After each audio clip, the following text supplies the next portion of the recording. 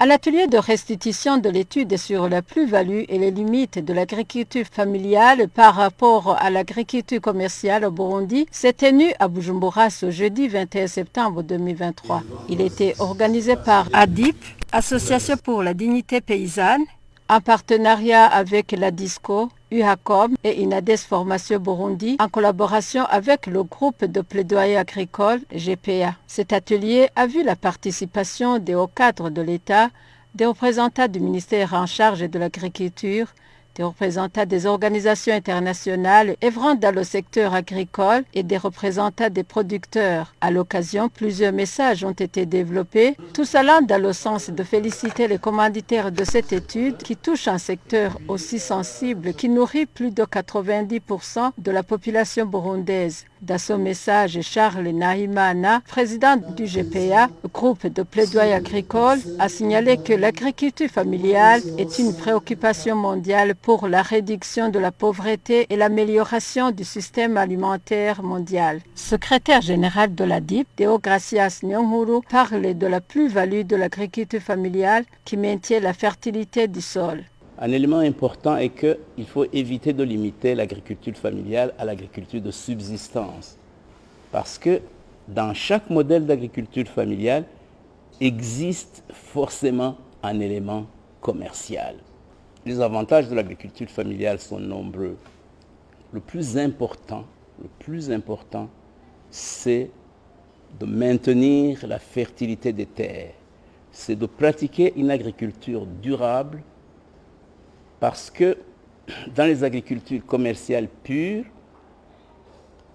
on peut exploiter des terres, on utilise énormément de pesticides et d'engrais et une fois que les terres sont dégradées, on les abandonne et on va ailleurs. En agriculture familiale, on ne peut jamais faire ça. L'agriculture familiale est celle qui permet d'atténuer les changements climatiques. Parce qu'il s'agit d'une agriculture intégrée qui intègre les arbres, les plantes, etc. Donc, si on veut arriver à un modèle durable d'agriculture, c'est vraiment autour de l'agriculture familiale qu'il faut bâtir. Comme nous l'avons montré, les échanges qui existeraient entre l'agriculture familiale et commerciale permettraient de générer des revenus, de relever le niveau des petits agriculteurs pour que cette dualité qu'on évoque n'existe plus. Au cours de cet atelier, les participants ont échangé sur le contenu de cette restitution de cette étude qui venait d'avoir lieu. Le consultant leur a proposé 4 types d'agriculture familiale. Il a montré que pratiquement au Burundi, il n'y a pas d'agriculture qui ne soit pas familiale, indiquant que le conflit entre l'agriculture familiale et l'agriculture commerciale est un faux débat créé par les polarisations d'opposition. Secrétaire général de la DIP salue le pas déjà franchi par le pays dans ce secteur. Le pays est en train de s'engager dans la construction d'agropoles.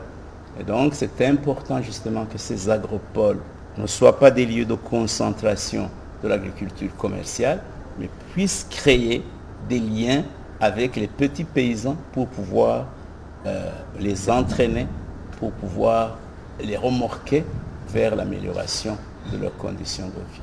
À la fin de cet atelier, les participants ont formulé quelques recommandations, entre autres, mettre en place une politique nationale d'investissement agricole, mettre en place un comité national d'agriculture, traduire ce document en Kirundi et le vulgariser dans les organisations des producteurs agricoles et autres. Notons que ADIP est mise en œuvre grâce à l'appui financier de la coopération internationale FILEA, la Fédération genevoise de coopération et la Fondation Roi Baudouin.